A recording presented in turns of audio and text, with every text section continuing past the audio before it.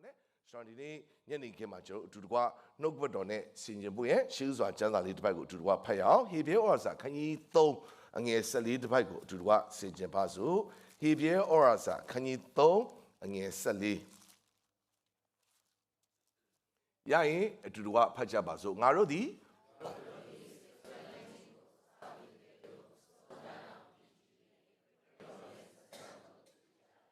ငါတို့သည်စိတ်ဆွဲလန်းခြင်းကိုအစပြုတဲ့ကဲ့သို့အဆုံးတိုင်အောင်တည်ကြည်လေခရစ်တော်နဲ့ဆက်ဆံတော်သူဖြစ်တယ်။အဲ့တော့အဆုံးတိုင်အောင်တည်ကြည်ဖို့ဆိုရဲအားပေးချက်တွေနှုတ်ဘတ်တော်တွေကျွန်တော်ချိန်ဖန်များစွာစင်ကြင်လုံးသွင်းဖို့မှာဖြစ်တယ်။အဆုံးတိုင်အောင်တည်ကြည်ပါဂလန်ဆုံးတိလျှောက်ပါပန်းနှုတ်တာတိလျှောက်ပါအဆုံးတိုင်အောင်တည်ကြည်ပါဆိုတော့အရာဖြစ်တယ်။အဲ့တော့ဒီနေ့တကယ်တမ်းတော့ပန်းနှုတ်တိုင်ဆိုရဲပန်းတိုင်ဒီ destination ကိုရောက်ဖို့အတွက်ကျွန်တော်တို့ဒီတာကနေတော့အယုံဆုံးထွက်ရတာဖြစ်တယ်။ဒီနေ့ဒီနှုတ်ဘတ်တော်လည်းကြည့်မယ်ဆိုရင်အဆုံးတိုင်အောင်တည်ကြည်ဖို့အတွက်အစပြုဖို့တော့အင်မတန်မှအရေးကြီးတာဖြစ်တယ်အစမပြုဘဲနဲ့ကျွန်တော်ဘယ်တော့မှပန်းဆုံးကိုရောက်မှာမဟုတ်ပါဘူးတာမထွက်ဘဲနဲ့ပန်းတိုင်ဘယ်တော့မှမရောက်ပါဘူးပထမဦးဆုံးခြေလမ်းကိုမလှမ်းဘဲနဲ့တော့ကျွန်တော်ရောက်ရှင်တဲ့နေရာ destination ကိုတော့ကျွန်တော်ရောက်ရှိမှာမဟုတ်ဒါဆိုအဆုံးတိုင်အောင်ရောက်ချင်ရင်ကျွန်တော်နံပါတ်1ကအစပြုဖို့အတွက်ပထမဦးဆုံးခြေလမ်းကိုလှမ်းဖို့အတွက်အရေးကြီးတယ်ဆိုတော့နားလည်ဆင်ခြင်ရတာဖြစ်ပါတယ်မှန်ပါတယ်ဘုရားသခင်အလုံးလုံးမဲ့အရာကိုကျွန်တော်စောင့်မျှော်နေရတဲ့အချိန်ရှိတယ်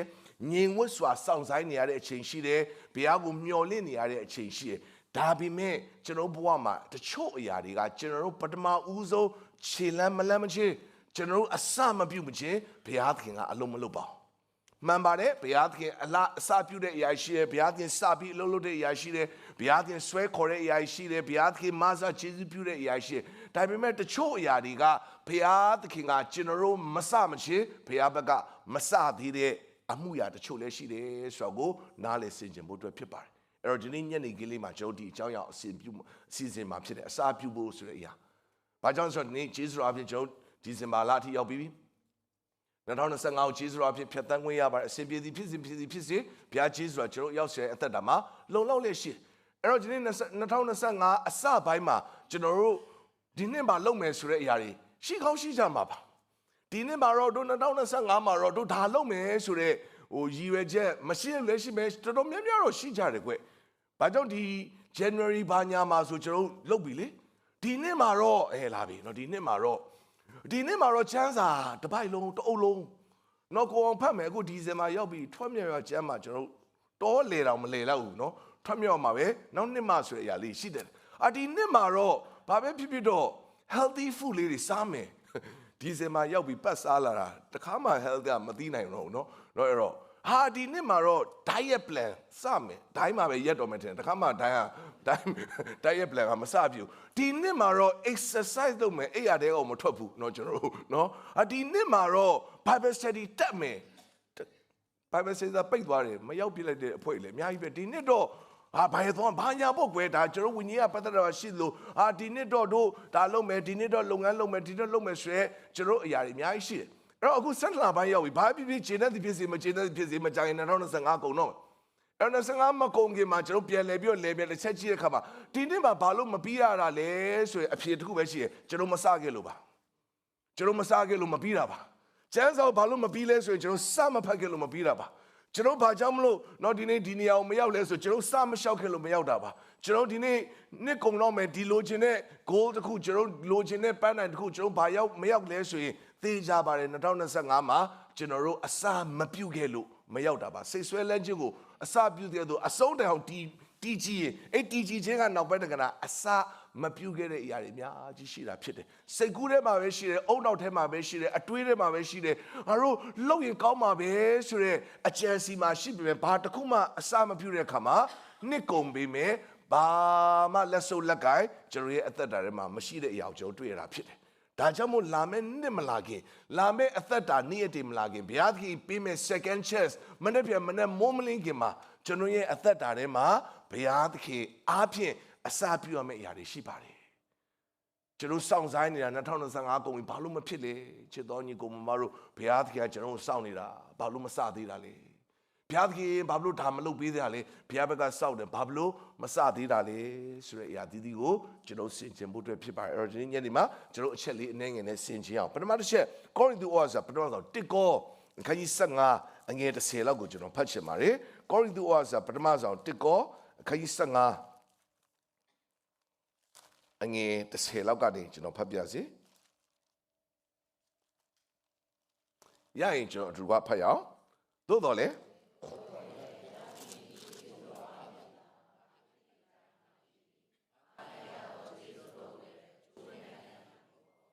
အခြားသောတမန်တော်အပေါင်းတို့ထက်ငါသည်တာ၍ကြိုးစားခြင်းကိုပြု၏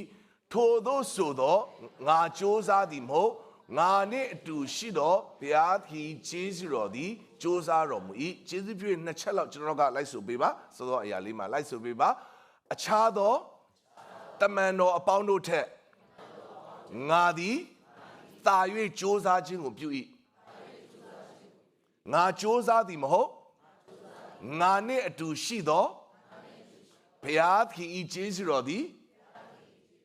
ကြိုးစားတော်မူ၏အဲ့တော့ရှင်ပေါလုကပြောတယ်သူနဲ့အတူရှိတယ်တဲ့ဘုရားရဲ့ကျေးဇူးတော်ကတဲ့ကြိုးစားတယ်ဆိုတာသူနဲ့သူ့ကိုလှုပ်ပေးတယ်မှန်တယ်ကျေးဇူးတော်ဆိုတာဘုရားသခင်လှုပ်ပေးသောအရာဖြစ်တယ်ကျွန်တော်ရဲ့တက်ဆွဲနိုင်ခြင်းကျွန်တော်ရဲ့လှုပ်ဆွဲနိုင်ခြင်းကျွန်တော်ရဲ့ခွန်ဘာတစ်ခုမှမပါဘူးအဖို့ကမပါပဲဘုရားသခင်ဘက်ကသက်ကျေးဇူးပြုသောအရာသက်လှုပ်ပေးသောအရာဒီဘုရားသခင်ကျေးဇူးတော်ဖြစ်တယ်မှန်တယ်ကျွန်တော်မတက်နိုင်တဲ့အရာကျွန်တော်မလုပ်နိုင်တဲ့အရာတွေကိုဘုရားသခင်ရဲ့ကျေးဇူးတော်ကကျေးဇူးပြုတယ်ဒါပေမဲ့တခါတည်းမှာကျွန်တော်ကမတက်နိုင်ဘူးမလုပ်နိုင်ဘူးဆိုပြီးတော့ကျွန်တော်ဘာတစ်ခုမှမလှမ်းဒါပေမဲ့တခါတည်းမှာဘုရားသခင်နဲ့အတူကျွန်တော်ပထမဦးဆုံးခြေလန်းလန်းလဲအခုဒီမှာတမန်တော်အပေါင်းတို့ထက်ငါတာ၍ကြိုးစားတယ်ခြေလန်းတစ်လုံးစလန်းတယ်မိုင်းတစ်ခုစပြေးတယ်အဲ့ဒီခါမှာတဲ့အတူရှိတဲ့ကျေးဇူးတော်ကသူ့ကိုပံ့ပိုးကူညီပြီးလုပ်ပေးတယ်ငါစူးစမ်းသည်မဟုတ်ငါနဲ့အတူရှိတဲ့ဘုရားသခင်ကျေးဇူးတော်စူးစမ်းတယ်အဲ့တော့ကျွန်တော်တို့ကမတက်နိုင်ဘူးမလုပ်နိုင်ဘူးဆိုတဲ့အရာမှာပဲကျွန်တော်ရက်ထားတယ်ကျွန်တော်ဘာရတော့မှတစ်ခါမှပထမ first step နေတော့တစ်ခါမှမ try တော့အိုးဘုရားသခင်လုပ်ပေးမယ်ဘုရားသခင်ကျေးဇူးဟုတ်တယ်မှန်တယ်ပါတယ်ဘုရားသခင်လုပ်ပေးမှာပါဘုရားသခင်ကျေးဇူးပြုတာပါတက်နိုင်ခြင်းကတော့လုံးဝငါစူးစမ်းသည်မဟုတ်ငါနဲ့အတူရှိတဲ့ဘုရားသခင်စူးစမ်းတယ်ဒါပေမဲ့ကျွန်တော်တို့ဘက်ကအစမပြုမချင်းဘုရားသခင်အလုံးမလုပ်တဲ့အရာတွေရှိတယ်ကျွန်တော်တို့ကမှမလန်းတာကျွန်တော်ကမှမယုံတာကျွန်တော်ကမှအစမပြုတာကျွန်တော်မှ first step ကိုမလန်းတဲ့ခါမှာဘုရားကျေးဇူးတော်ကအလုပ်လုပ်လို့မရအဲ့တော့ပေါလုကအခုဒီမှာပြောတယ်ငါစူးစမ်းတယ်မှန်ပါတယ်ပေါလုဒီနောက်မှပြောင်းနေတဲ့တမန်တော်ဖြစ်ပါတယ်တမန်တော်ရှေ့မှာရှိတဲ့တမန်တော်12ပါးနဲ့အရှိတဲ့လူတွေကြည့်မယ်ဆိုရင်သူများတွေပြောင်းနေတဲ့အချိန်မှာသူကအသင်းတော်ညှင်းဆဲလို့ကောင်းတော့သူများတွေကမှဒီနေ့ဝိညာဉ်နဲ့ပြေဝပြီးတရားတွေဟောနေချိန်မှာပေါလုကအသင်းတော်ကိုတပ်ဖြတ်နေတော့ရှောလူဘွားမှာပဲရှိနေသေးတယ်။နောက်မှသူစကားနဲ့ပြောဆိုရင်အချိန်မတော်မတန်ကြမှာသူကပြောင်းလဲသူဖြစ်တယ်။ဒါပေမဲ့ရှင်ပေါလုရဲ့အသက်တော်ကြည့်တဲ့အခါမှာအရှိပြောင်းလဲတဲ့တမန်တော်တွေထက်ဟိုးအများကြီးဘုရားသခင်ကျေးဇူးပြုခြင်းအထူးသဖြင့်ဓမ္မသစ်ကျမ်းမှာဆိုရင်ရှင်ပေါလုရဲ့ဩဝါဒစာပေါင်းများစွာကျွန်တော်တွေ့ရတယ်။ဒါဆိုပေါလုသည်ကြိုးစားတယ်။ပေါလုမှာအားနည်းချက်တွေရှိတယ်။စူးဒီစူးကိုထုတ်ဖို့အတွက်၃ချိန်ပြအောင်သူစူးတောင်းတယ်သူတွေကစူးကိုမထွက်ဘူးပေါလုကိုတချို့လူတွေကမယုံဘူးဘာကြောင့်လဲသူကရှောလူဘွားမှာအသင်းတော်ညှင်းဆဲခဲ့တဲ့အတွက်တောင်းတလူတွေကသူ့ကိုစိတ်မချဘူးပေါလုမှာ weakness တွေရှိတယ်ပေါလုမှာအားနည်းချက်တွေရှိတယ်ပေါလုမှာမစုံလင်ခြင်းတွေရှိတယ်ဒါပေမဲ့ရှင်ပေါလုကငြိမ်ပြီးတော့ထိုင်နေတဲ့ပုံကတော့မဟုတ်သူစူးစမ်းနေတယ်ဘယ်သူလဲစူးစမ်းလဲအခြားသောတမန်တော်အပေါင်းထက်စူးစမ်းတယ်ဘုရားသခင်လှုပ်ပေးမယ်ဆိုပြီးထိုင်ပြီးတော့အပြင်းထူနေတဲ့အသက်တာမျိုးတော့မဟုတ်ဘူးကွယ်အဲ့တော့ तू စူးစမ်းခြင်းသူ့ရဲ့လမ်းလိုက်ခြင်းပေါ်မှာဘုရားရဲ့ကျေးဇူးတော်ကလိုက်လာပြီးတော့တကယ်တော့ तू လှုပ်တာမဟုတ်တော့ဘူးဘုရားခွန်အားဘုရားကျေးဇူးနဲ့ပဲလှုပ်ဆောင်သွားနိုင်တာဖြစ်ပါတယ်ဒါကြောင့်မို့ပထမတစ်ချက်နဲ့ကျွန်တော်ရဲ့အသက်တာထဲမှာပထမခြေလမ်းအနေနဲ့ကျွန်တော်ဘာကြောင့်မပြီးခဲ့တာလဲဆိုကျွန်တော်ဘာတစ်ခုမှမလုပ်ခဲ့တဲ့အရာတွေအများကြီးရှိတာဖြစ်တယ်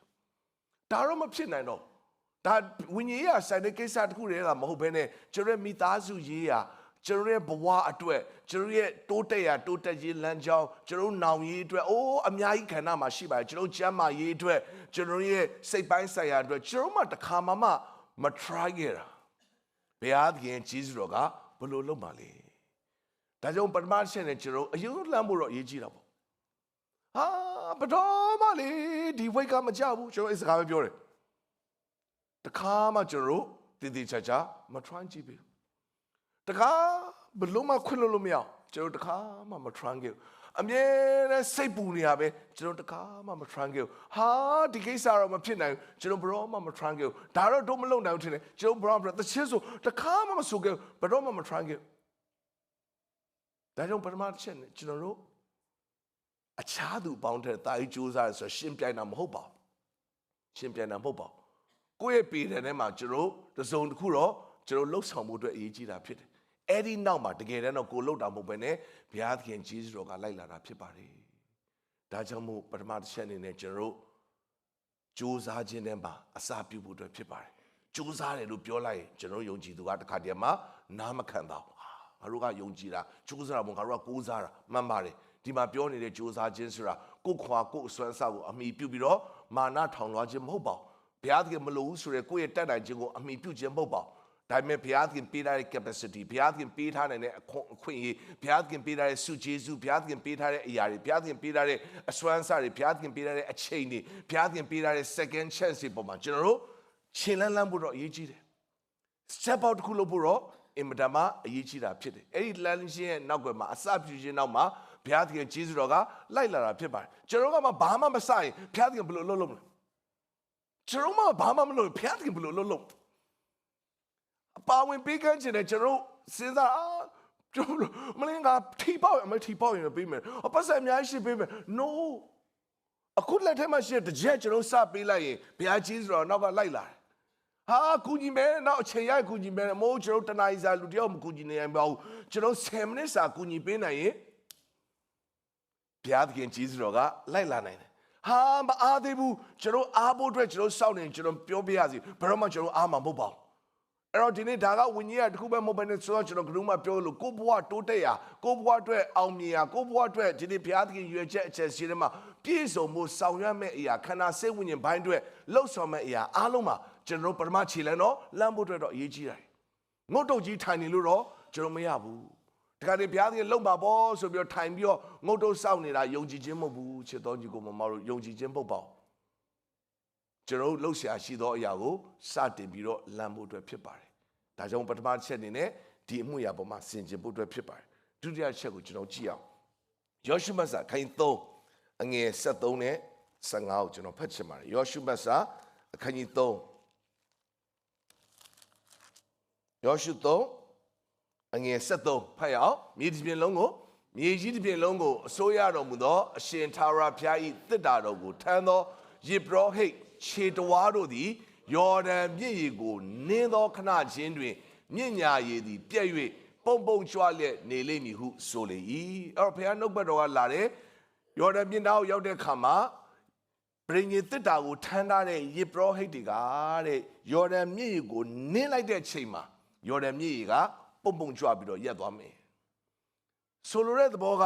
ပထမခြေလမ်းမနင်းမချင်းယော်ဒန်မြစ်ဟာဘယ်တော့မှမရက်ဘူးအဲ့တော့မေးရှာမေးခွန်းရှိလာတယ်ဒီအဖွဲ့ဒီအုပ်စုဒီ generation နဲ့မှာမဟုတ်ဘူးရှေ့က generation မှာတော့၎င်းအတွေ့အကြုံရှိခဲ့တယ်အဲ့ဒီအတွေ့အကြုံကဘာလဲဆိုရင်သူတို့ဘာမှမလုပ်ဘဲနဲ့သူတို့ရောက်သွားတဲ့အချိန်မှာပင်လယ်ကြီးကနှစ်ချမ်းကွဲသွားတယ်အနောက်ကမောရှေတယောက်ကြောင့်သူတို့ရှောက်နေတဲ့အချိန်မှာအောက်မှာလမ်းဖြစ်နေပြီရေကိုနင်းလိုက်မှကွဲတာမဟုတ်ဘဲနဲ့ကွဲပြီးသားရေမှာဖြတ်လျှောက်ခဲ့ဘူးတဲ့ကောင်းကြီးမင်္ဂလာကိုခံစားမှုတဲ့အတွေ့အကြုံတွေမျိုးဆက်သစ်မှာ၎င်းမျိုးဆက်ဟောင်းမှာ၎င်းရှိပြီးသားဖြစ်ဒါဆိုရင်ဒါကယော်ဒန်မြစ်ဖြစ်တယ်ဘုရားသခင်ခွဲခဲ့ပေးခဲ့တဲ့အရာကပင်လယ်နီဖြစ်ပါတယ်ဘယ်အရာကပိုကြီးလဲဆိုမြစ်နဲ့ပင်လယ်ဘယ်အရာပိုကြီးလဲဆိုပင်လယ်ကပိုကြီးပါတော့ဆိုလိုချင်တဲ့အရာကအကြီးမားသောအရာကိုဘုရားသခင်လုပ်ခဲ့ပြီးပြီဘာလုပ်ချင်မလို့လုပ်ခဲ့ပြီးပြီဒါပေမဲ့ဒီအခြေအနေမှာကျတော့ဘုရားကပင်လယ်ကိုတော့ခွဲပေးနိုင်တာပဲယော်ဒန်မြစ်ရေကိုဘာလို့မခွဲပေးနိုင်ရမှာလဲဒါပေမဲ့ဒီနေရာကိုရောက်လာတဲ့ခါမှာဘုရားကထူးခြားခြားနာတဲ့ instruction ပေးတယ်ဒီနေရာမှာကြတော့မင်းတို့ရက်နေလို့မရဘူးယော်ဒန်မြစ်ကိုမနှင်းမချင်းယော်ဒန်မြစ်ကမကွဲဘူးအစပြုဖို့တော့အရေးကြီးတယ် first step တော့အရေးကြီးတယ်အဲ့တော့ကျွန်တော်ရဲ့ဒုတိယပြဿနာကဘာလို့အစမပြုရတာလဲဆိုတခါတည်းမှာကျွန်တော်တို့ဒီအတိတ်ကသက်သေခံချက်တွေမှာပါပဲကျွန်တော်တို့ကမွေ့လျော်နေအတိတ်မှာဘုရားသခင်ယေရှုပြုခဲ့တာမကောင်းလို့ကျွန်တော်မဆိုလုံးနော်very ဘယ်လိုပြောမလဲကျွန်တော်ဘဝမှာတကယ်တိဆောက်စရာတွေပါတသက်တာလုံးအမတ်ရပြီးစင်ကျင်ခွာယူရမယ့်အရာတွေပါဒါပေမဲ့တခါတည်းဒီကျွန်တော်တို့ဒီအတိတ်ကတော့ဒီနေ့ဘုရားသခင်လုပ်ခဲ့တဲ့အရာတွေမှာစမြုံပြန်နေပြီးတော့အခုဘာမှမနေဘူးဘာမှမနေဘူးအဲ့တော့ဘာမှမနေဘာလည်းမကွယ်ငါတို့ဘယ်လိုလုပ်ခဲ့တာ ချစ်တော်ညီကောင်မောင်ကျွန်တော်အသက်တာပြောင်းလဲစဉ်ကာလမှာတော်တော်များများသည်ဘယ်လိုပြောမလဲအနိုးအကျဆုံးကာလတွေပါ strong ဖြစ်ဆုံးနေလေဟာငါတို့အရင်တော့ကဘလို့ဆူတောင်းတာကျန်းစာအုပ်ကိုဘလို့ဖတ်ခဲ့တာဟာတို့ဘလို့ပါဝင်ခဲ့တာအဲ့ဒီပင်လေကွဲသွားတဲ့အကြောင်းကိုပြောနေရင်းနဲ့ကျွန်တော်တို့ယော်ဒန်မြစ်ဝမှာငုတ်တုတ်ထိုင်နေကြတယ်ဘာဆက်မသွားတော့တခါလာဘာပြောစရာရှိလဲဆိုရင်အတိတ်ကသက်သေခံချက်ကိုပြောပြီးပျော်နေကြတယ်ရှေ့ကနေရမယ့်အရာကိုကျွန်တော်မနှင်းမိချစ်တော်ညီကောင်မမနေ့ကဘုရားသခင်ကျွန်တော်ကိုယေရှုပြုတယ်စီစဉ်တစ်ခုကိုယေရှုအားဖြင့်ကျွန်တော်အောင်မြင်စွာလှုပ်ဆောင်ရပထမတစ်ချက်လိုပဲကျွန်တော်အားလုံးကြိုးစားပြီးလှုပ်ဆောင်ပါတယ်အားလုံးအစွမ်းစားခွာထည့်ပါတယ်ဒါပေမဲ့တကယ်တမ်းမှာစောစောရှင်ဘောလူပြောလို့ကျွန်တော်ကြိုးစားမဟုတ်ဘူးကျွန်တော်နဲ့အတူရှိတဲ့ဘုရားသခင်ယေရှုတော်ယေရှုပြုပေးတာဖြစ်တယ်ဒါပေမဲ့အဲ့ဒါမနေ့ကဖြစ်သွားပြီ yesterday မှာကြံခဲ့ပြီမနေ့ကဒီချိန်မှာကျွန်တော်နော်ဟောမှာတော့ရောက်နေကြပြီဒါပေမဲ့ပြီးသွားပြီပြန်သွားလို့မရတော့အောင်မြင်ခဲ့တယ်ဘုရားသခင်ယေရှုပြုခဲ့တယ်ဟာငါတို့2025ဒီဇင်ဘာလ6ရက်နေ့တော့ကဟိုဖက်စတိုဟော်ရီထဲမှာဘုရားသခင်ယေရှုပြုခဲ့တယ်ဘုရားသခင်ယေရှုပြုခဲ့တယ်ဒါတတိယအောင်မရမယ့်အရာဖြစ်တယ်ဒါပေမဲ့ကျွန်တော်တို့အဲ့ဒါကိုပြောပြီးနောက်နှစ်မှာမနေရင်ယော်ဒန်မြစ်ကမကွဲဘူးကျွန်တော်နောက်ထပ်တစ်ခုအစားမပြုတ်ရင်နောက်ထပ်ခြေလှမ်းတစ်ခုအစားမပြုတ်ရင်အဲ့ဒီသက်သေနဲ့ပဲတသက်လုံးကြံနေကြမှာဖြစ်အဲ့တော့ကျွန်တော်ခြေလန်းဆိုတာစောစောပြောလို့ဘုရားသခင်ဒီထက်မကယော်ဒန်မြစ်မက sorry နော်ပင်လယ်နီမကခွဲခဲ့ပေးတဲ့အရာကျွန်တော်ဘဝမှာသက်သေခံချက်တွေအများကြီးလူတိုင်းမှာရှိပါတယ်ဒီနေ့တစ်ခါတည်းမှာအသင်းတော်တွေကအဲ့ဒီပြဿနာပင်လယ်ကွဲခဲ့တဲ့အရာကိုစမြုံပြန်နေရင်းနဲ့အသင်းတော်တွေကယော်ဒန်မြစ်ရဲ့တစ်ဖက်ကိုဘယ်တော့မှမသွားတော့ငါတို့ဘယ်လိုလုပ်ခဲ့တာငါတို့ဘုရားသခင်ဘယ်လိုပို့ဆောင်ခဲ့တာဟာဘယ်လိုကောင်းချီးပေးခဲ့တာငါတို့ဘယ်လောက်နှိုးချခဲ့တာဘယ်လိုတတ်ကြွခဲ့တာအဲ့ဒါကပင်လယ်နီမှာကျန်ခဲ့ပြီအခုကျွန်တော်ယော်ဒန်မြစ်ဝကိုရောက်ပြီကျွန်တော်မနေမချင်းအဲ့ဒီမကွဲဘူးအဲ့ဒါကျွန်တော်ရဲ့ဝိညာဉ်ရမှာသိဖို့အတွက်အင်မတန်မှအရေးကြီးတာဖြစ်ပါတယ်အတိတ်မှာခွဲခဲ့ပြီးအတိတ်မှာအောဖွယ်ရဝိညာဉ်ရထဲမှာကျွန်တော်ကောင်းကြီးပေးခဲ့အရာရှိတယ်ဒါကြောင့်မို့တစ်ခါလေအသင်းတော်တွေမှာကျွန်တော်ဒီရွှေတုတွေငွေတုတွေစိန်တုတွေရတုတွေသာပြောင်းသွားတယ်ဘယ်နားမှာအဲ့ရတုတွေကိုကျင်းပနေလဲလို့မေးရင်ယော်ဒန်မြစ်တစ်ဖက်မှာပဲကျွန်တော်ရတုတွေကိုကျင်းပနေတာဖြစ်တယ် anniversary တွေကိုဘယ်မှာလုပ်နေရလဲယော်ဒန်မြစ်တစ်ဖက်မှာလုပ်တာမဟုတ်ဘူးခိုးဘက်မှာမဟုတ်ဘူးဒီဘက်ချက်မှာပဲလုပ်နေတယ်ဘာလို့ယော်ဒန်မြစ်တစ်ခါမကွဲတော့ပင်လယ်အကြောင်းပေါ်မှာပဲကျွန်တော်ကပြောမဆုံးပါတော့3000ဒီအကြောင်းကိုပဲကျွန်တော်ပြောတယ်ဒါနဲ့ပဲတနည်းအားဖြင့်ကျင့်နေတယ်ပင်လယ်ကိုခွဲခဲ့တဲ့အရာပေါ်မှာကျင့်တဲ့လို့ယော်ဒန်ကိုနင်းဖို့ရန်အကြောင်းမှာကျွန်တော်လမ်းဖို့အတွက်အရေးကြီးတာဖြစ်တယ်ယော်ဒန်ကိုခွဲဖို့အတွက်ဘုရားကရှေးရှေးဝေးမြတ်မြတ်စဘာမခိုင်းဘူး first step နင်းတာနဲ့ရေကရက်သွားတယ်တကယ်လဲကျွန်တော်အောက်မှာဆက်ပြီးတော့ဖတ်ရအောင်ဆိုတော့ကျွန်တော်အငယ်73ကိုဖတ်သွားတယ်အငယ်15ကိုဖတ်ရအောင်ယော်ဒန်မြစ်နားသို့ရောက်၍ယော်ဒန်မြစ်နားရောက်၍ခြေတော်တို့သည်ရှံသောရေကိုနင်းသောအခါစပါးရလားထုံမြင့်ရည်သည်ကမ်းလျှောက်လုံးကိုရှံလေးရှိတော်လေမြင့်ညာကစီးသောရည်သည်တက်၍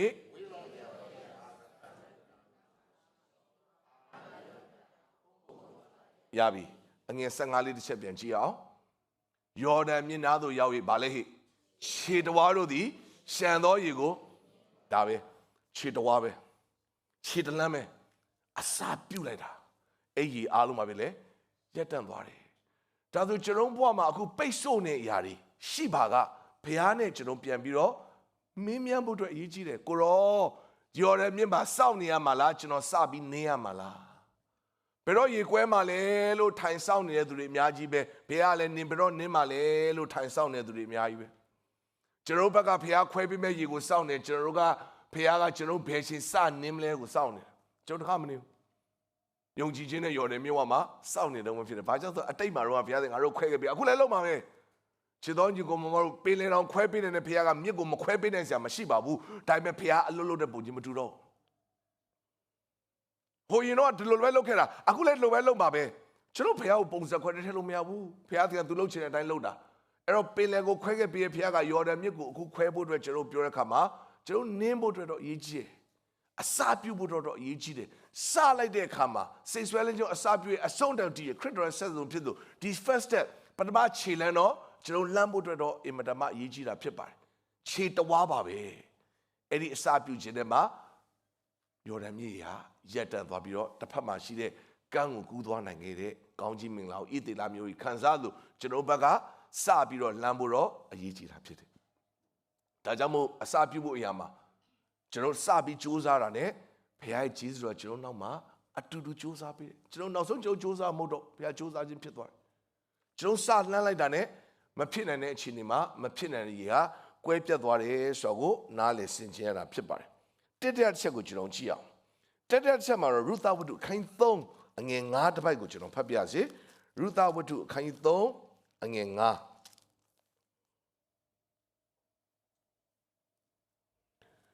ရရင်ကျွန်တော်တို့ကဖတ်အောင်ရုသကမိခင်မာထားသမျှကိုပြုပါမည်ဟုဝန်ခံလျက်ကောင်းနယ်လင်းသို့သွား၍ရောက်ခမမာထားသည့်တိုင်းပြုလေ၏ရပြီအဲ့တော့တတိယတစ်ချက်မှာရုသအကြောင်းနဲ့ကျွန်တော်အားလုံးသိမောဘပြည်ကရောက်လာတဲ့မုတ်ဆိုးမလေးဖြစ်ပါတယ်စားစရာမရှိတဲ့အတွက်ဘောဇာရဲ့လက်ကွက်ထဲမှာစပါးကြံကောက်စားနေရဒါပေမဲ့ဘောဇာကသူ့ကို favor ပေးတယ်ဘောဇာရဲ့မျက်လုံးထဲမှာရုသသည်ချစ်ဖွယ်ဖြစ်တယ်တီလာနဲ့ပြည့်စုံတဲ့အမျိုးသမီးလို့မြင်တယ်တနည်းအားဖြင့်ရိုးရိုးသားသားစကားလုံးနဲ့သုံးမယ်ဆိုရင်ဘောဇာသည်ရုသကိုချစ်တယ်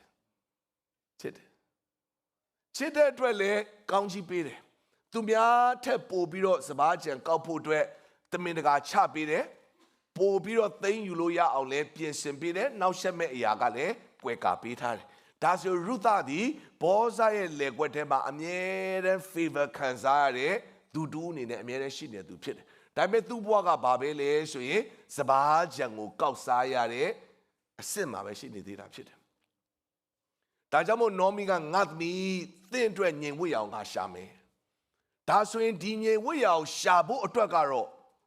စပါးကြံကိုကောက်စားနေရတဲ့အနေအကနေဘောဇာရဲ့တိမ့်ပိုက်ခြင်းကိုခံရဖို့အတွက်ကတော့ရုသကခြေလှမ်းတော့တယ်ဘာလဲရလဲဆိုရင်တော့ဘောဇာရဲ့ခြေတော်ရင်းကိုတိုးဝင်ရခြင်းကိုမြင်ရတာဖြစ်ပါတယ်ကျွန်တော်ဒါလေးကိုဖတ်ချင်တယ်ဒီမှာကျွန်တော်တို့ဖတ်တဲ့အခါမှာအငယ်9မှာဘောဇာသည်စားတောက်၍ရွှင်လန်းတဲ့စပါးပုံအနာသို့သွား၍အိတ်သောအခါရုသသည်တိတ်ဆိတ်စွာချင်းကပ်၍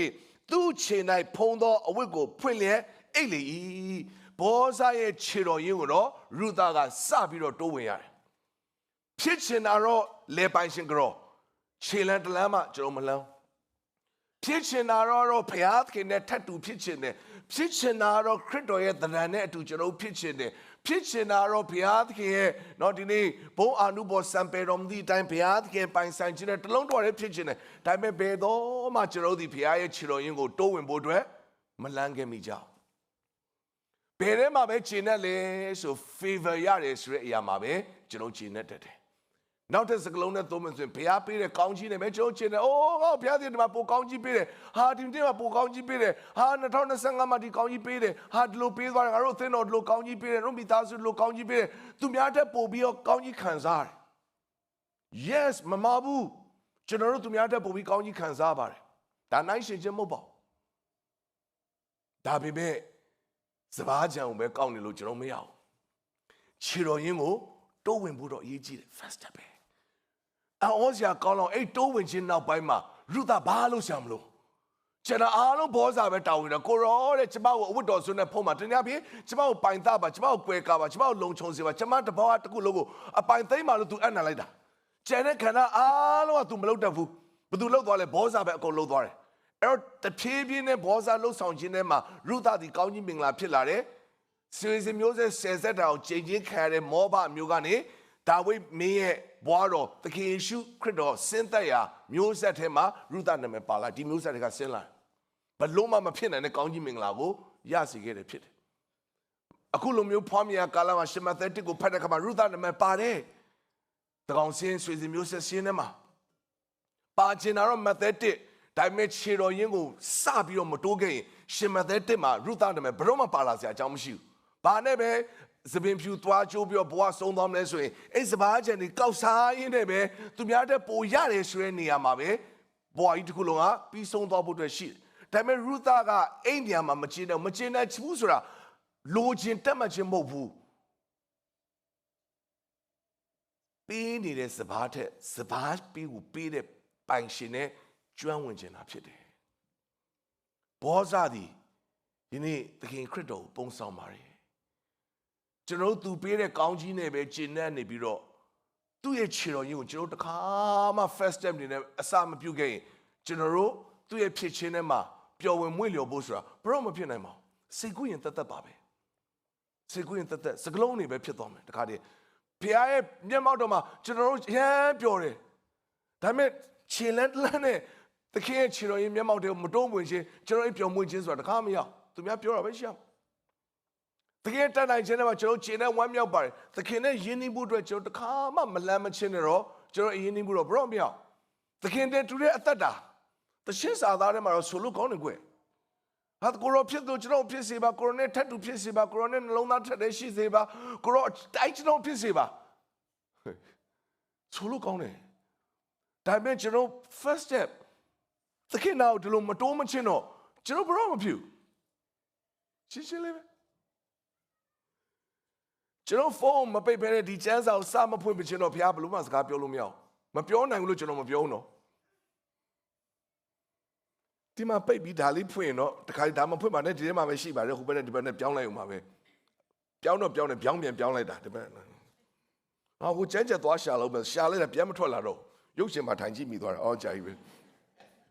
မဲကိုခိုင်းကြီးသတိထားတယ်ကိုခိုင်းနော်ကျွန်တော်ပြောရတော့ Grace and P မှာတောင်ပိုင်းမှာခိုင်မြောက်ပိုင်းမှာဒိုင်သူတို့နှစ်ယောက်နားနေသတိထားတယ်စကားပြောဆိုအားလုံးစင်ချင်း live ကချင်းလုံးလွှင့်တာနော်ခိုင်နဲ့ဒိုင်ကျွန်တော်မြန်ပြောရနော်ခိုင်နားမှာနေတဲ့သတိထားတယ်နော်ကျေသွားပြောသူလွှင့်တယ်မှာပေါ်ပါသွားမယ်နော်ဟာချစ်ဖို့ကောင်းတယ်နော်ကိုခိုင်ကြောင့်ပြောတရားဟောချက်မေ့သွားတယ်ကျွန်တော်ဖွင့်တယ်ဒါကျွန်တော်ပြောင်းပြန်ဖွင့်မိတယ်ပြောင်းပြန်ဖွင့်မိတယ်မပိတ်မချင်းတော့ကျွန်တော်မျက်မှောက်တော်ထဲမှာမွေ့လျော်ခြင်းဘုရားသခင်နဲ့ယဉ်ကျေးကျွမ်းဝင်ခြင်းဆိုတာစာသားတွေမဟုတ်စကလုံးတွေမဟုတ်ဘူးတရားဟောချက်မဟုတ်ဘူးကျွန်တော်လမ်းမချေလန်းနေဘောဇာခြေတော်ရင်းကိုရူသာလမ်းသွားတာဝင်သွားတာပြင်ဆင်ပြီးဝင်ချသွားတာအဲ့ခြေတော်ရင်းမှာသူတို့အဲ့နဲ့ကိုရောကျွန်မအပိုင်သိမ်းပါပြီးပြီကျန်တာအားလုံးစိတ်မပူနဲ့ဘယ်လိုဆက်လို့ရမလဲနောဘီပြောသူကျန်တာအားလုံးနော်ယောက်ျားပြောလိမ့်မယ်ဆိုတဲ့အတိုင်းအားလုံးကိုရောလှုပ်သွားတယ်ကျွန်တော်မျောလင့်တဲ့အရာတွေမျောလင့်ခြင်းတွေကျွန်တော်ရဲ့ဒီနေ့ဘဝမှာတောင်းတတဲ့အရာတွေကျန်တဲ့အရာအားလုံးဖျားဆက်လုပ်လိုက်ဒါပေမဲ့ကျွန်တော်တို့ကတော့ခြေတော်ရင်းကိုတော့စပြီးတိုးဝင်ဖို့အတွက်အင်မတန်မှအရေးကြီးတာဖြစ်ပါတယ်ဒါပေမဲ့ပထမတစ်ချက်မှာကျွန်တော်အထမြောက်ဖို့အတွက်စပြီးတော့လှုပ်ဆောင်ဖို့တော့အရေးကြီးတယ်ရေခွဲဖို့အတွက်စလှမ်းဖို့တော့အရေးကြီးတယ်သခင်နဲ့ထပ်တူဖြစ်ဖို့အတွက်ကျွန်တော်စပြီးတော့ခြေတော်ရင်းကိုတိုးဝင်ဖို့အတွက်တော့အရေးကြီးတာဖြစ်ပါတယ်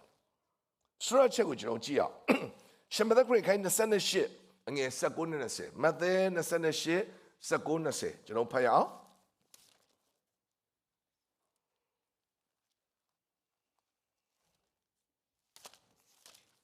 မဿဲ28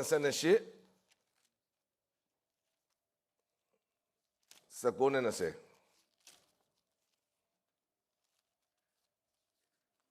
ကဲဖတ်ရအောင်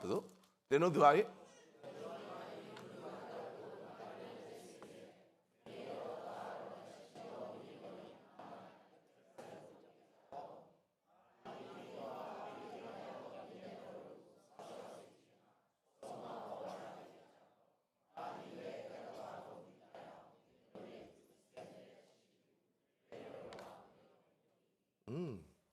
ယေရှု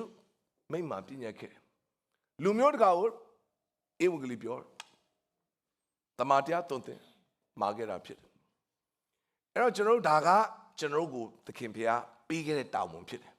အဲ့ choice မဟုတ်ကျွန်တော်ရွေးချယ်ဖို့အတွက် multiple choice လုံးမလားမလုံးလားရွေးချယ်ခိုင်းတာမဟုတ်လုပ်ကိုလုပ်ရမယ်တာဝန်ဖြစ်တယ်ယုံကြည်သူတရားကိုကထာဝရသက်ရကိုကတင်ရတယ်ဧဝံဂေလိသတင်းကောင်းသည်ဝိညာဉ်သက်သေခံမှာကျွန်တော်ရဲ့ responsibility တာဝန်ဖြစ်တယ်အဲ့တော့အဲ့ဒီအရာကြီးကကျွန်တော်မသိလားမင်းအားလုံးသိတယ်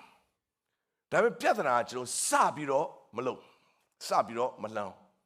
ဖြစ်တော့ဖြစ်ချင်တယ်လှုပ်တော့လှုပ်ချင်တယ်ပြောင်းတော့ပြောင်းလဲစေချင်ကြတယ်ကောင်းကြီးမင်္ဂလာတော့ခံစားစေချင်တယ်အသက်တာတွေကိုလွတ်မြောက်စေချင်တယ်မင်္ဂလာဖြစ်စေချင်ဒါပေမဲ့ဘယ်တော့ခါမှကျွန်တော်ဒီစမလှုပ်မိတဲ့အရာတွေအများကြီးရှိတယ်ဘာကြောင့်မလှုပ်လဲဆိုရင်ကျွန်တော်တို့ဒီ result ကိုကြည့်တော့ငါပြောလဲသူဘာမှမထူးဆိုတဲ့ခံစားချက်ကကျွန်တော်အတွေ့အထဲမှာဝင်လာတယ်ကျွန်တော်က instant result ချက်ချင်းပြောင်းလဲခြင်းတွေကိုကြိုက်တယ်လူဖြစ်တဲ့သဘောပေါ့ မားပါဘူးကောင်းပါလေချက်ချင်းအသီးပွင့်နေမြင်ရတယ်ပြောင်းလဲခြင်းတွေမြင်ရတယ်လက်တွေ့မှာမြင်နေရတယ်စီရင်စရာနဲ့ထွက်လာတယ်ဘနူးဘနယောက်ဘာညာအင်မတန်မှဘယ်လိုပြောမလဲကောင်းကြီးဖြစ်ပါတယ်ဒါပေမဲ့အဲ့ဒီလိုကြီးပဲလဲတွက်နေလို့မရပြန်ဘူးတခါလေစီရင်ကကျွန်တော်ထဲမှာရှိတဲ့စီရင်ကအမကြီးကျွန်တော်စီရင်ထဲမှာပြောင်းသွားအောင်မပြောင်းဘူးကျွန်တော်စီရင်တော့မပြောင်းလဲသွားပြီကျွန်တော်စီရင်ကမတတ်တယ်ဒါပေမဲ့ဘုရားသခင်စီရင်ကတော့ဘရော့မမောင်းအဲ့တော့အဲ့ဒီစီရင်ထဲမှာပါခြင်းကဘုရားနဲ့ပဲဆိုင်တယ်အသက်စီရင်စာဆောင်ကဘုရားစီမှာပဲရှိတယ်အသင်းတော်မှာလည်းမရှိဘူးကျွန်တော်စီမှာလည်းမရှိဘူးဘုသူစီမှာမရှိဘူးဘယ်ဆရာစီမှာမရှိဘူးကျွန်တော်စီမှာရှိအသင်းသားစီရင်မရှိတယ်အသက်စီရင်စာဆောင်မရှိဘူးအသင်းသားစီရင်မှာတော့ပါတယ်အသက်စီရင်စာဆောင်မှာမပိုင်ကျွန်တော်ဒုက္ခရောက်မှာအသင်းသားစီရင်တော့ဖွင့်ဝင်းခိုင်အောင်ပါတယ်အသက်စီရင်စာဆောင်ဖွင့်လို့ရှာတော်သေးတယ်နာမည်အရင်နဲ့သွားထည့်ထားလို့ဝင်းခိုင်အောင်ပါတယ်ဝင်းခိုင်ဆိုရှာတာလေမတွေ့တော့ဒုက္ခရောက်နော်ဒီနေ့သူကြောင့်ပူပြောလို့ကောင်းတယ်နော်ဒီနာမည်နဲ့သွားရှာတော်သေးတော့တီဟာကြော်နဲ့သွားမရှာလို့နော်နှစ်ခုဖြစ်အသက်စင်းစားတော့နှမျိုးဖြစ်နော်ဒီနေ့ Facebook နာမည်နဲ့သွားသားမလို့နော်အသက်စင်းစားတော့မှဒုက္ခကြီးမားကုန်မယ်နော် Facebook နေနဲ့ရှိရမို့တကယ်စီအသက်စင်းစားတော့မှအဲ့တော့ဖတ်တာအသက်စင်းစားတော့ဖွင့်တာဖေအသင်းတော်စီအောင်မှမဖွင့်ဘူးအသက်စင်းစားတော့ဖွင့်တာအဲ့တော့အဲ့စီရင်ကဘုရားလက်ထက်မှာပဲရှိတယ်ဘုရားပဲသိဒါပေမဲ့အရေးကြီးတာကျွန်တော်ဘက်ကလုပ်ရမယ့်အရာကကျွန်တော်စပြီးတော့ဝင်ကပြောဆိုဖို့တော့အရေးကြီးတယ်စတော့လုပ်ဖို့တော့အရေးကြီးတယ်အဲ့တော့တမန်တော်ဝတ္ထုခန်းကြီး1ကျွန်တော်အငယ်14တစ်ပိုက်ကိုဖတ်ချင်တယ်တမန်တော်1:14ထိုကတစ်ကြိတ်တစ်ပါးသောတမန်တော်နှင့်တကွပေတရုသည်ထလျက်ထိုသူတို့ကိုကျဲသောအသက်နှင့်ဟောပြောသည်ကားဂျေရုရှလင်မြို့သားတို့နှင့်ယူဒလူအပေါင်းတို့သင်တို့သည်ဤရာကိုသိမှတ်၍ငါစကားကိုစစ်စစ်နာခံကြလော့ဘာလို့လဲပေတရုထပြီးတော့တရားဟောတယ်စပြောတယ်အိမ်နောက်ပိုင်းမှာဆက်ပြီးတော့အေဝီလီစကားကိုသူတို့ဆက်ပြီးတော့ပြောခဲ့ကြပေတရုဆိုတာအမြဲတမ်းကြောက်တတ်တဲ့ပုဂ္ဂိုလ်ပါပေတရုဆိုတာနာမည်ဆိုးနဲ့အမဲဆက်တဲ့ပုဂ္ဂိုလ်ပါတကယ်ယေရှုကိုကြက်မတုံမညင်းခဲ့တဲ့တမန်တော်ကြီးပါပေတရုဆိုတာစွန့်ခဲ့တဲ့ပိုက်ကွန်တွေကိုပြန်ကိုက်ပြီးတော့တော့ဒီနေ့ best light လိုမျိုးပဲဟိုးလေပေအိုင်နဲ့ကိုပြန်ဆင်းသွားတဲ့တမန်တော်ပါဒါပေမဲ့ first word ထလာစပြီးဝင်လာတယ်တောက်လျှောက်ပဲဘုရားသခင်ဆက်ပြီးတော့အလုပ်လုပ်သွားတယ်ပြောင်းလဲခြင်းတွေဖြစ်စေတယ်ကျွန်တော်ကမှစမဟောတာကျွန်တော်ကမှစမပြောတာကျွန်တော်ကမှစမလုပ်သေးတာစလို့ရင်ကြံတဲ့အရာကဘုရားသခင်မှာဘုရားတာဝန်မှာရှိတယ်ဒါကြောင့်မို့ယနေ့မနေ့ကကျွန်တော်လှုပ်ဆောင်ခြင်းထဲမှာကျွန်တော်စလုပ်တာဘယ်ခန္ဓာမှမစိုးအမိုက်လေးတစ်ခုသိမ်းတာအစဟင်းလေးတစ်ခုချက်တာအစလူတယောက်နှုတ်ဆက်တာအစဘာပဲဖြစ်ဖြစ်အားလုံးကျွန်တော်စပြီးတော့လုပ်တယ်အသီးပွင့်ပါညာဒါကဘုရားလက်ထဲမှာကျုံနဲ့မဆိုင်ဘုရားဘုန်းအတွက်ပဲဖြစ်တယ်အဲ့တော့ဒါမဲ့အရေးကြီးတာကျွန်တော်စလုပ်ဖို့တော့အရေးကြီးတယ်ဒါကတော့မိသားစုလိုက်အသင်းတော်လိုက်ကျွန်တော်ပြုလုပ်တော့အမှုရာဖြစ်တယ်ကျွန်တော် individual တယောက်ချင်းလဲဒီတိုင်းပဲကျွန်တော်စပြီးတော့လုပ်ဖို့အတွက်တော့အရေးကြီးတာဖြစ်တယ်ကျန်တဲ့အရာကတော့ဘုရားသခင်လက်ထဲမှာပဲရှိတာဖြစ်တယ်ဒါကြောင့်အေဝဂလိနဲ့ပတ်သက်လာရင်ကျွန်တော်ဒီအစပြုဖို့တော့အရေးကြီးတယ်စပြောဖို့တော့အရေးကြီးတယ်လူတယောက်သခင်ယေရှုနဲ့ကိုချစ်တယ်ဆိုတဲ့စကားတစ်ခုမှကျွန်တော်စမပြောရင်ဘလို့သူကကြားမလဲယုံကြည်ခြင်းဒီကြားတာကြားမြင်လာတယ်ကြားလာခြင်းဘုရားသခင်နှုတ်ဘတ်တော်ဖြစ်ဖြစ်နှုတ်ဘတ်တော်မှကျွန်တော်မပြောရင်ဘလို့ဖြစ်မှာလဲစပြီးတော့မှကျွန်တော်မပြောရင်ဘလို့ထူးခြားပြောင်းလဲမှုကဖြစ်လာမှာလဲဘုရားသခင်တတ်နိုင်ပါတယ်မပြောလဲဘုရားလုံနိုင်တယ်အိမ်မှန်ပါတယ်ဒါပေမဲ့ဘုရားတော့ကျွန်တော်ပြောခိုင်းတယ်ငါတို့မပြောလဲဘုရားသခင်လုံလို့မယ် yes and amen နဲ့ကျွန်တော်မပြောလဲဘုရားသခင်လုံနိုင်ပါတယ်ဒါပေမဲ့ဘုရားကကျွန်တော်ကိုပြောခိုင်းတာသွားတယ် go တယ် tell တယ်ဒီလိုပြောခိုင်းတဲ့အခါမှာကျွန်တော်လှုပ်ဆောင်ဖို့အတွက်အရေးကြီးတာဖြစ်တယ်ယုံနာမြုံနာလက်ခံနာမလက်ခံနာသူ့သဘောဘုရားနဲ့ပဲဆိုင်တဲ့အရာဖြစ်တယ်လူတယောက်နှလုံးသားကိုကျွန်တော်ဘယ်သူမှမပြောင်းလဲပေးနိုင်ဘူးဘုရားသခင်ပြောင်းလဲပေးနိုင်ဒါပေမဲ့ပြောင်းလဲဖို့ကကျွန်တော်တာဝန်မဟုတ်ဘူးဝင်ငါသက်သေခံမယ့်အရာကယနေ့ကျွန်တော်တာဝန်ဖြစ်တယ်ကျွန်တော်ပထမအဆုံးစကားတော့ကျွန်တော်ပြောတတ်ဖို့အတွက်အရေးကြီးပါတယ်ငါတစ်ချက်နဲ့နောက်ဆုံးတစ်ချက်ရာဇဝင်ကျုပ်ဒုတိယဆောင်ခိုင်း20အငယ်20တစ်ပိုက်ကိုပဲကျွန်တော်ဖတ်ချင်ပါတယ်ရာဇဝင်ကျုပ်ဒုတိယဆောင်အခန်းကြီး20အငယ်20တစ်ပိုက်ကိုဖတ်ချင်ပါတယ်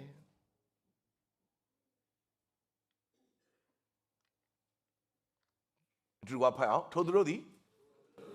ချင်းမွားချင်းကိုစိုးစားပြုသောအခါယူရပြည်ကိုတိုက်အံ့သောငါလာသောစီရတောင်သားတို့ကို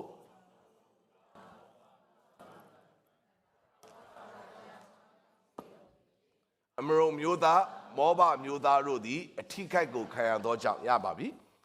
အဲ့တော့ယောရှဖတ်မင်းကိုလာပြီးတော့စစ်တိုက်ရန်သူတွေများကြီးဝိုင်းရံပြီးတော့စစ်တိုက်တဲ့ခါမှာသူတို့လိုပြောတယ်ကျွန်တော်ဘာလုပ်ရမှန်းမသိတော့ဘူးတဲ့မတက်နိုင်တော့ပြဿနာခက်ခဲတွေကအရန်ကြီးမားတယ်ရန်သူကအရန်များလို့လည်းရှေ့မှာလည်းရန်သူရှိတယ်နောက်မှာလည်းရန်သူရှိဘေးမှာလည်းရန်သူရှိတယ်ရှေ့မှာလည်းပြဿနာအနောက်မှာလည်းပြဿနာဘေးမှာလည်းပြဿနာပတ်လည်းပြဿနာပေါင်းများစွာဝိုင်းရံတယ်ကျွန်တော်ဘာလုပ်မလဲကိုရောရှာတယ်ဆူတောင်းတယ်ဘုရားသခင်ဆူတောင်းအဲ့တော့ဘုရားပါပြောဂရိပေးပါစစ်မှုကငါအတာဖြစ်တယ်ငါဖြည့်ရှင်းပေးမယ်ငါလုပ်ပေးမယ်ဒါနဲ့သူတို့ဘက်ကဘာလုပ်ရလဲနဲ့ဖြက်ဒီမှာခြီသွားပြီးတော့ချီးမွားသခြင်းကိုဆိုရမယ်ဘယ်အချိန်မှလဲစိုးစားပြုသောအခါမှာဘုရားသခင်စပြီးတော့အလုပ်လုပ်တယ်ချီးမွမ်းခြင်းကိုစချီးမွမ်းဖို့အတွက်အရေးကြီးတာဖြစ်တယ်ကျွန်တော်တို့ကတခါလေချီးမွမ်းဖို့အတွက်စောင့်နေတယ်တော်တော်ပြောရခက်တယ်အဲ့ကိစ္စဘာလို့ဖို့လဲစောင့်နေတာချီးမွမ်းဖို့စောင့်နေတာအဖြေရဖို့အတွက်စောင့်နေတာမာလာမင်းလည်းမမားပါဘူးเนาะဒီနေ့တက်သိခတ်ကြရတဲ့အတွက်ဆူတောင်းတဲ့အဖြေတစ်ခုရတဲ့ခါမှာ Thanksgiving လုပ်မယ်ကျေးဇူးချီးမွမ်းမယ်တက်သိခတ်မယ်ဒါကြောင့်တက်သိမခံဘူးပိတ်ထားတာတက်သိခတ်မခံသေးဘူး January ကစတာ February လာရောက်ပြီပြောစရာရှိမပြောသေးဘူး July စောင့်တော့အခု home sale မှာပိတ်သွားပြီတက်သိတခါမခံလိုက်အောင်စောင့်နေတာဘာလို့စောင့်နေလို့မသိဘူး right time ကိုစောင့်နေတာဆိုပဲเนาะသူကသူတော့ဟုတ်တယ်ကျွန်တော်လို့ပြောလို့မားတဲ့မန်နေဂျာဆွဆွဲပြောဆိုတာမဟုတ်ပါဘူးဒါပေမဲ့တခါတည်းမှာသင်မချီးမမချင်းမဖြစ်ဘူးကျွန်တော်ကဖြစ်မှချီးမမို့တဲ့စောင့်နေတာဘုရားပြောချီးမမစဖြစ်မှာကျွန်တော်ကအဖြေရမှ result ရမှအောင်စင်းထွက်မှရမှဖိတ်စာရိုက်ပြီးမှချီးမမယ်ဟဲ့လေနော်အခုစချီးမမှာဖိတ်စာမဲရသေးလေတချမ်းရိုက်ထားပေါ့နော်ဟိုဘက်ကဘုရားသခင်ပြင်ဆင်မယ်ဒီဘက်တချမ်းပေါ့တချမ်းတော့ရိုက်ထားဖို့အတွက်အရေးကြီးရလေစချီးမဖို့အတွက်အရေးကြီးရလေနော်တချမ်းပေါ့နော်တချမ်းတော့ရိုက်ထားကြ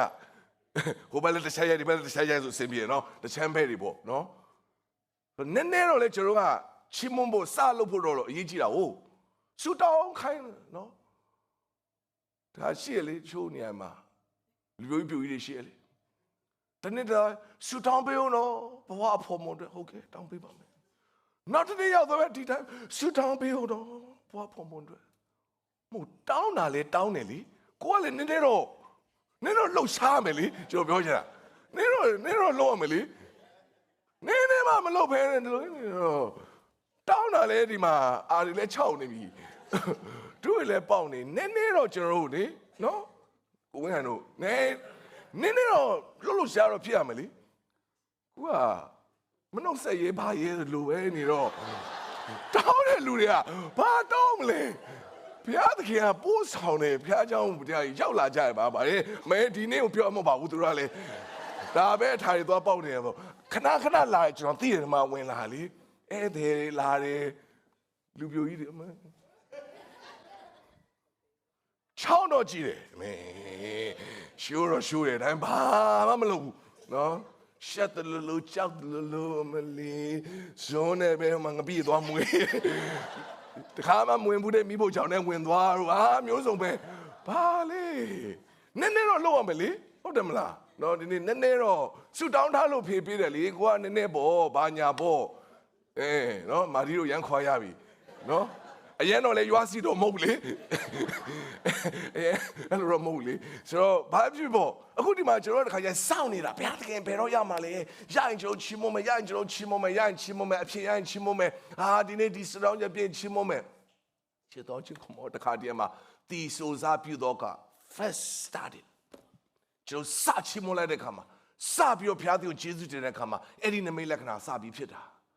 အဲ့ဒီကောင်းခြင်းမင်္ဂလာစပြီးရှိစင်းတာအဲ့ဒီအမှုရာစဖြစ်တာကျွန်တော်ဒီချိန်လုံးညင်ညွန်ခြင်းနဲ့ murmuring အပြစ်တင်ခြင်းတွေရှိနေဘယ်အချိန်မှာကျွန်တော်ကျေးဇူးတော်ချီးမွမ်းမှာလဲအဖြေရမှာမဟုတ်ဘူးကျွန်တော်စပြီးချီးမွမ်းလိုက်တဲ့ချိန်မှာဘုရားရဲ့တက်နိုင်ခြင်းကစီးဆင်းလာတယ်ယောရှဖက်တို့ဘာလို့ရှာမလို့တော့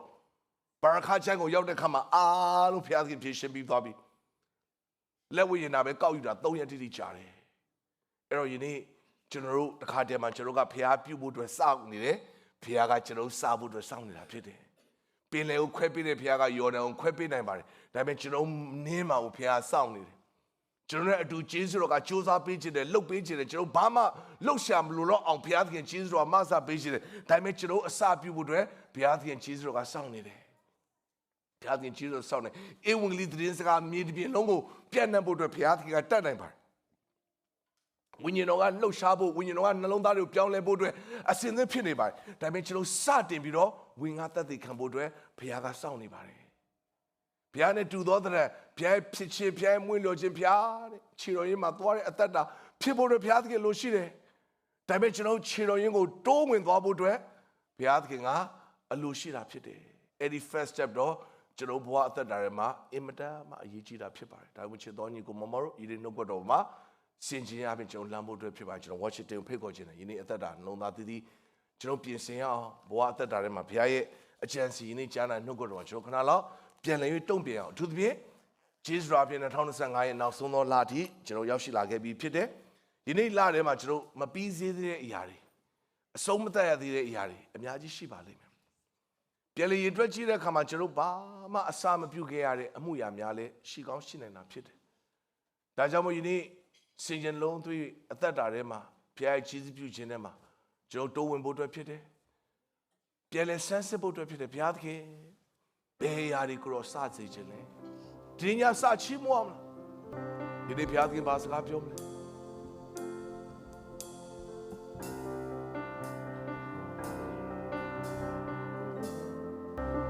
ကျွန်တော်ဘုရားရဲ့မျက်မှောက်ထဲကိုတိုးဝင်အောင်ဘယ်ရာတွေကိုဘုရားသခင်အစာပြုဖို့အတွက်ဘုရားဘက်ကကျွန်တော်စီကစောင့်နေလေနေပေါင်းများဆိုကျွန်တော်စောင့်စားပြီးဘုရားသခင်အလုပ်လုပ်ဖို့အတွက်စောင့်နေပေမဲ့ဘုရားဘက်ကကျွန်တော်ကိုအစာပြုဖို့အတွက်စောင့်နေတဲ့အမှုရာများရှိပါလိမ့်မယ်ဧဝံဂေလိသတင်းစကားအတွက်လားခြေတော်ရင်ကိုတိုးဝင်ဖို့အတွက်လားလှုပ်ဆောင်ခြင်းအတွက်လားချီးမွမ်းခြင်းအတွက်လားဘယ်ကဏ္ဍမှာဘုရားသခင်ကိုကျွန်တော်စောင့်နေလဲဘုရားကလည်းဘယ်ကဏ္ဍမှာကျွန်တော်ကိုစောင့်နေလဲကျွန်တော်ခဏလောက်ဆင်ခြင်အောင်အကယ်၍ချီးမွမ်းခြင်းကိုအစာပြုဖို့ဆိုရင်ခုကျွန်တော်ချီးမွမ်းမဲ့ခြင်းဖြစ်တယ်။ဧဝံဂေလိကိုအစာပြုမှဆိုရင်ညဉ့်နေကျွန်တော်တို့အချိန်ဖြစ်တယ်။အတူရှိတဲ့ဘုရားရဲ့ကျေးဇူးတော်ရဲ့ကြိုးစားပေးမှုဝန်ခံတတ်ဖို့အတွက်ကျွန်တော်ယနေ့ညစတင်ခြေလှမ်းဖို့အတွက်ဖြစ်တယ်။မြေနှချမ်းကွဲဖို့အတွက်ဆိုရင်ယနေ့ညနေသည်ကျွန်တော်ခြေတော်စပြီးတော့နေရမယ့်အချိန်ဖြစ်ပါတယ်။ဘေကနာရီမှာဘုရားသခင်ကျွန်တော်ကိုစောင့်နေလေ။ဝိညာဉ်တော်ဘုရားရောက်ရှောက်စကားပြောမှဖြစ်တယ်။